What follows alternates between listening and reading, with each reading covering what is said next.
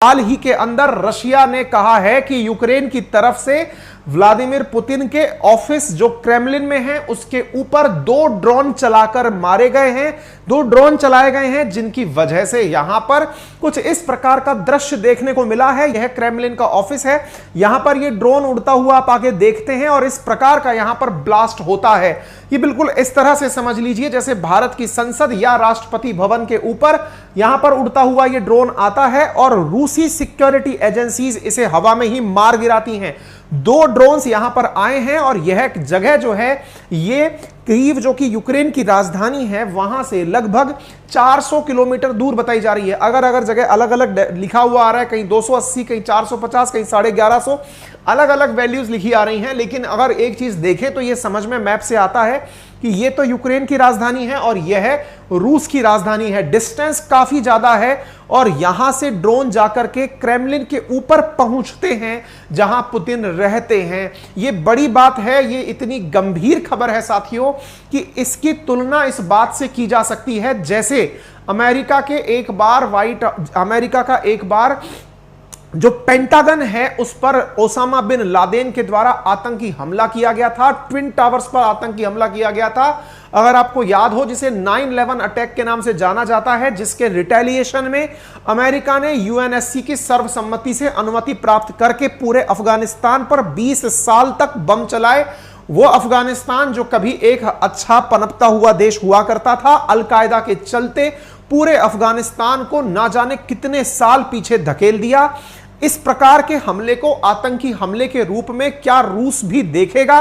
रूस के इतने प्रमुख स्थान पर यूक्रेन के द्वारा किए गए इस ड्रोन हमले का क्या जवाब देगा? इसका अंदाजा इस बात से लगाया जा सकता है कि फिलहाल जो आप ये आवाज सुन रहे हैं, ये जो आवाज है, ये आवाज आपको मैं सुना दूं। ये आवाज इस समय कीव में, यूक्रेन की राजधानी कीव में सायरन के रूप में बजाई जा रही है। यानी यूक्रेन में एयर अलर्ट जारी कर दिया गया है। उम्मीद की जा रही है किसी भी समय रूस के द्वारा रिटेलिएटरी एक्शन में तमाम कीव को तबाह किया जा सकता है, क्योंकि रूस इसका माकूल जवाब देगा।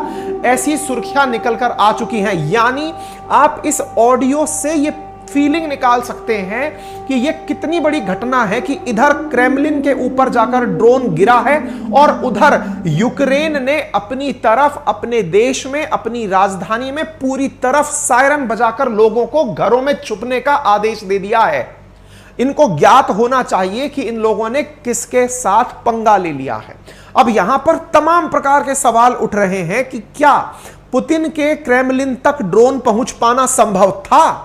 एक बड़ा प्रश्न यह बनकर निकल रहा है कि क्या रूस जो दुनिया को S-400, S-500 जैसे डिफेंस सिस्टम बेचता है, उस देश के जो राष्ट्रपति भवन है उसके ऊपर जाकर ड्रोन पहुंच सकता है? अगर ऐसा है तब तो बहुत सारे प्रश्न बनते हैं कि क्या रूस सुरक्षित है या फिर यह पुतिन की कोई चाल है। क्योंकि असल में 9 मई को पुतिन के द्वारा विक्ट्री डे सेलिब्रेट किया जाना है। हालांकि वो द्वितीय विश्व युद्ध की जीत की याद में सेलिब्रेट किया जाना है और विक्ट्री डे से जस्ट पहले इस प्रकार की खबर निकलकर आ जाना दुनिया में एक इस प्रकार का औचक माहौल पैदा कर देता है कि विचार नहीं किया जा सकता। दुनिया इस बात से बड़ी संवेदनशील हो गई है कि कहीं पुतिन वाकई में विक्ट्री डे ही सेलिब्रेट ना कर दें, एक बार में ही कीव को नेस्तनाबूद कर दें। इन सारी संभावनाओं के चलते फिलहाल मार्केट में भयंकर तनाव है। अब आपको विस्तार से बताते हैं, सुनते चलिएगा। साथियों, रूस का दावा है कि यूक्रेन ने राष्ट्रपति पुतिन की हत्या का प्रयास किया है। रूसी राष्ट्रपति कार्यालय ने बताया है कि यूक्रेन ने मंगलवार रात को क्रेमलिन पर ड्रोन हमला किया।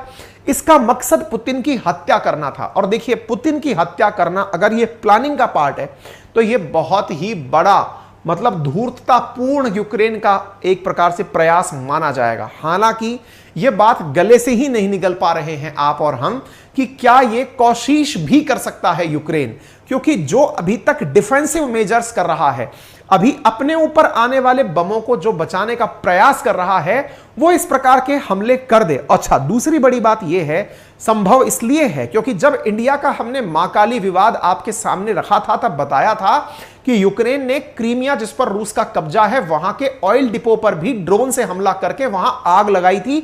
और ड्रोन के हमले से उठी हुई लपटों से जो इमेज बनकर धुएं के गुबार की आई थी, उसी का पोर्ट्रे बनाकर उन्होंने एक फिल्म कलाकार के नाम पर हमारी मां काली का फोटो बनाया था। तो ये जो यूक्रेनी प्रयास था, जो दुस्साहस का प्रयास था, उसी के तर्ज पर यह एक और दुस्साहस भरा कार्य हो सकता है, जिसमें ड्रोन को क्रेमलिन तक पहुंचाकर संभव है कि यूक्रेन यह दिखाने का प्रयास कर रहा हो कि रूस के पास किसी भी प्रकार की ताकत नहीं है, वे खुद की शक्ति संपन्न होने के केवल दिखावे करते हैं, वो अपनी सुरक्षा नहीं कर सकते। और अगर यूक्रेन ने यह प्रयास किया है, जिसकी तस्वीरें पूरी समय इस समय सोशल मीडिया पर वायरल हैं, ये कल रात की, असल में जिस समय अपने दोपहर में 2 बज रहे थे वहां रात थी, और उस समय का यह तस्वीर आप देख रहे हैं किस प्रकार से क्रेमलिन की छत पर भी आग लगी है। आप यहां पर देख सकते हैं, यह अपने आप में काफी चौंकाने वाला है। तमाम प्रकार से सोशल मीडिया पर इस प्रकार के मीडिया यूज चल रहे हैं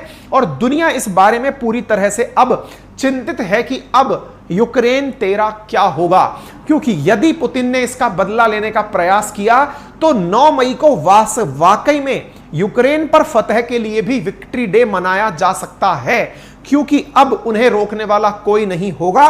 वर्तमान में यूएनएससी की अध्यक्षता भी रूस ही कर रहा है। ऐसी स्थिति में यूनाइटेड नेशन सिक्योरिटी काउंसिल क्या पुतिन को रोक पाएगी? क्योंकि यह भी एक प्रकार से रूस पर हमला कंसीडर किया जाएगा, बिल्कुल वैसे ही जैसे अमेरिका ने पेंटागन पर और वर्ल्ड ट्रेड सेंटर पर हुए हमले को खुद पर हमला कंसीडर करते हुए अफगानिस्तान में छिपे अलकायदा को मारने के लिए पूरे अफगानिस्तान को तबाह कर दिया था। कहीं ऐसा ना हो कि रूस भी इसी तर्ज पर जाकर यूक्रेन में जहां जहां उसने अब तक हमले नहीं किए, वहां पर मिसाइल हमलों से पूरा छेद कर दे। इसी वजह से अब अपडेट आने लाइव शुरू हो चुके हैं। क्रेमलिन की प्रतिक्रिया में यूक्रेन के अंदर सायरन बजने शुरू हो चुके हैं। बस दोनों ही एक जगह न्यूज बड़ी इंटरेस्टिंग ये निकल कर आती है कि जिस समय क्रेमलिन पर यह गोला गिराया गया या फिर यह ड्रोन गिराया गया, उस समय पुतिन क्रेमलिन में नहीं थे। लेकिन कहां थे ये किसी को नहीं पता है। फिलहाल क्रेमलिन के सामने विक्ट्री डे परेड, ये बिल्कुल इतना सेंसिटिव मसला है साथियों। जैसे हमारे यहां 15 अगस्त और 26 जनवरी होता है, ऐसे रूस के यहां विक्ट्री डे सेलिब्रेशन होता है, क्योंकि सेकेंड वर्ल्ड वॉर जब खत्म हुआ था तो जर्मनी को हराकर रूस ने जो खुशी मनाई थी, Baltic nation Latvia, Lithuania, Estonia और यूक्रेन को छोड़कर जो यूएसएसआर के तत्कालीन देश थे, चाहे फिर आर्मेनिया, अजरबैजान हो या सेंट्रल एशियन कंट्रीज हो या रूस हो, ये सब इस जीत को विक्ट्री डे के रूप में, मिलिट्री डे के रूप में सेलिब्रेट करते हैं।